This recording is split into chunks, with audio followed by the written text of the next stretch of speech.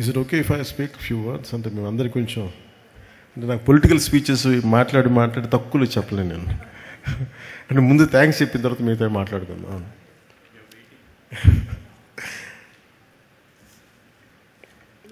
Film నాకెప్పుడు maybe పాలిటిక్స్లో ఉండొచ్చు,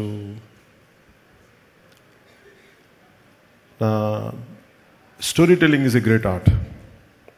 ఒక కథని చెప్పడం, అది ప్రేక్షకుల దగ్గరికి అది రంజింపజేయటం, ఇట్స్ ఎ గ్రేట్ ఆర్ట్. అది చాలా అరుదైన కళ. అది అందరికీ ప్రయత్నిస్తాం, కానీ ఒక రచయిత కూర్చొని ఒక పేపర్ పెన్నుతో రాసేయగలడు తన ఐడియాని. కానీ సినిమాలో ఒక రచయిత రాసింది చాలామంది క్రాఫ్ట్స్ కలిస్తే తప్ప రాదు.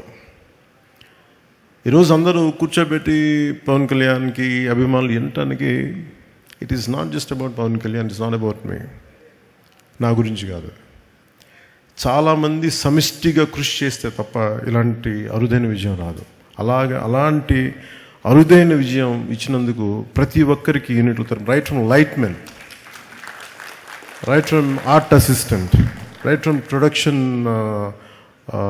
మనకి మా సప్లై చేసే వాళ్ళందరికీ.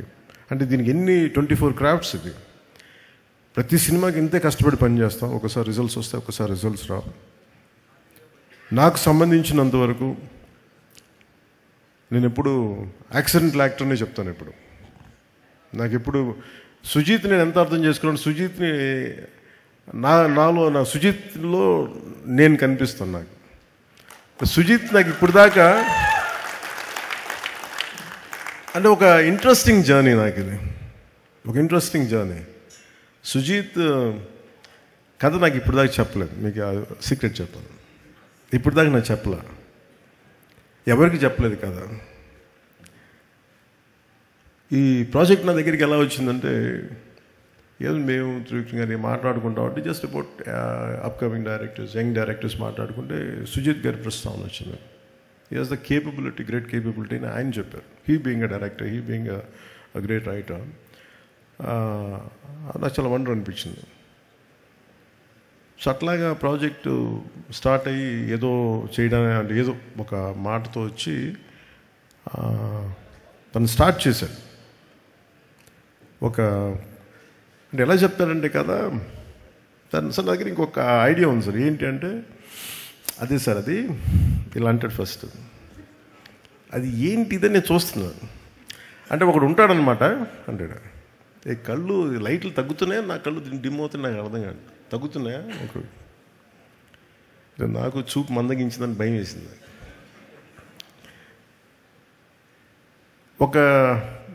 అంటే ఇప్పుడు ఉదాహరణకి సార్ ఒక బ్యాక్ స్టోరీ సార్ అంటాడు. ఆహా అన్న, నాకు 5 నిమిషాల్లో నాకు నాకేం చెప్పాడు, విజువల్ ఫ్లో చూపించాడు, ఒక విజువల్ బుక్ చూపించాడు. ఇట్లా ఉండొచ్చు సార్ పాసిబ్లీ, ఇది థాట్ అని. అందులో ఏంటో ఒక సమురాయ్ కత్తి ఉంది, ఒక జపనీస్ డ్రెస్ ఉంది, ఒక గ్యాంగ్స్టర్లు పట్టుకున్న తుపాకులు ఉన్నాయి, పోనీ దాంట్లో డైలాగ్స్ కూడా ఏం లేవు, ఓన్లీ విజువల్ ఉంది. నేను చూశాను.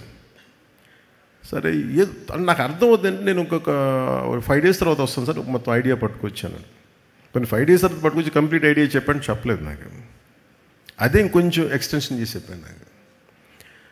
నాకు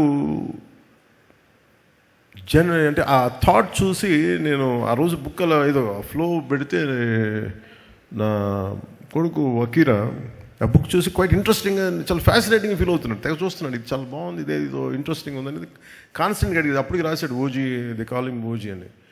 నాకు అర్థం కదా. సో నాకు ఇది, he is the director for Gen Z, Sujith.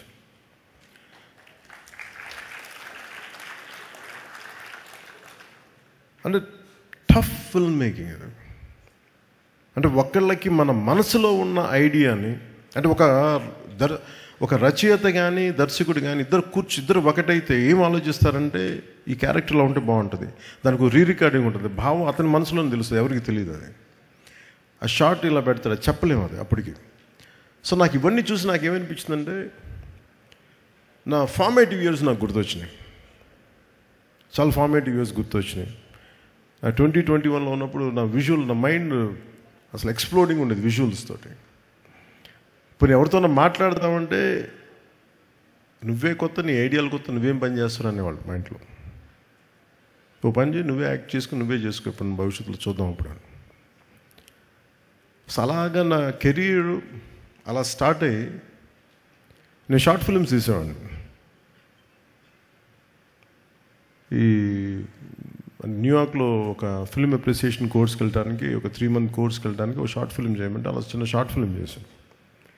So అలా నాకు ఈ చిన్న చిన్న షార్ట్ ఫిల్మ్ ఫెస్టివల్స్కి వెళ్ళడానికి ఇవన్నీ నాకు అలవాటు అయిపోయి, సో అది నాకు కనిపించాడు.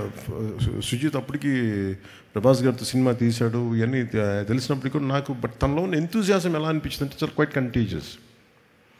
అబ్బాయి ఏదో చెప్తున్నాడు కానీ భావం పూర్తిగా చెప్పలేకపోతున్నాడు, కానీ లోపల ఎంత ఉంది, అది it's like a volcano which is ready to explode. So నాకు అది కనిపించేది చూసి ఈ ఫిలిం స్టార్ట్ చేసినప్పుడు ఎవరిని రూపం చేయాలంటే మళ్ళీ ఒక సెల్యులాయిడ్ పోయెట్ రవికి చంద్రన్ గారు రైట్ అనిపించింది సినిమాకి. అంతకుముందు ఆయనతో భీమ్లా నాయక్ చేసినప్పుడు నాకు ఆయన గురించి ఎప్పుడు తెలుసు. నాకు భీమ్లా నాయక్ ఆయన చేసినప్పుడు వారిని అప్రోచ్ అవ్వడం జరిగింది. ఆయన ఈ డిస్కషన్లో ఈ సినిమాని ఇలా చేయొచ్చు అని మాట్లాడుతూ టుగెదర్ తమన్ మన సుజిత్ గారుని రవికి చంద్రన్ గారు కూర్చోబెట్టి దీన్ని 80s 90s చేసి మరింత బాగుంటుంది అనిపించింది. దట్స్ హౌ ఆ లుక్ కొత్తగా వచ్చింది దీంట్లో.